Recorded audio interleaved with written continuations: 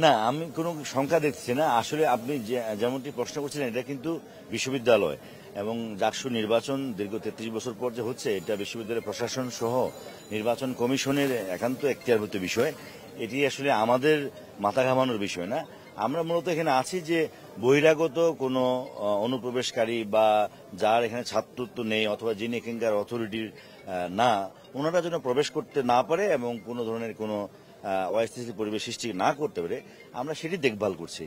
আর vote ফলাফল এটা পুরো বিষয়টাই কিন্তু বিশ্ববিদ্যালয় প্রশাসনের, নির্বাচন কমিশনের, এটা ওনাদের বিষয়ে। আমরা কিন্তু জাস্ট এখানে আমাদের নিরাপত্তার বিষয়টা দেখতেছি যে এখানকার কেউ যেন বিশ্ববিদ্যালয় প্রশাসন বা আপনারাও যারা আছেন, আপনাদেরও নিরাপত্তা বিষয় আছে, কেউ যেন আপনাদের সাথে কেউ অন্য ধরনের অস্থিতিশীল পরিবেশ সৃষ্টি করা বা আপনাদের নিরাপত্তা বিঘ্নিত না করতে পারে, আমরা এটা দেখভাল করছি। আর ফলাফল এবং নির্বাচনের বিষয়টি একেবারেই বিশ্ববিদ্যালয় প্রশাসনের বিষয়।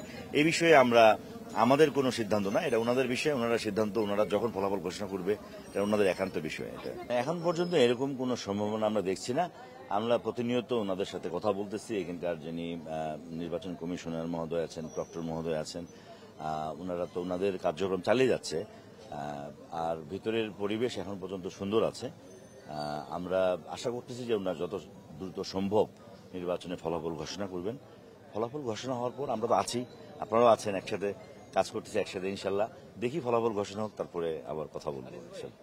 না, আপনি যেমনটি বললেন যে কালকে দুপুর থেকে আছে, এখন পর্যন্ত কেউ ভিতরে প্রবেশ করতে পারে নাই।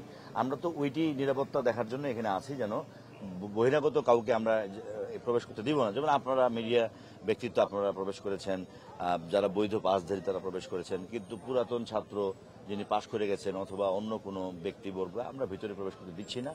এবং বাইরে অবস্থান করলে তাদের এটা ব্যক্তি স্বাধীনতা, ভিতরে প্রবেশের আমরা নিষেধাজ্ঞা আছে, আমরা দিচ্ছি না।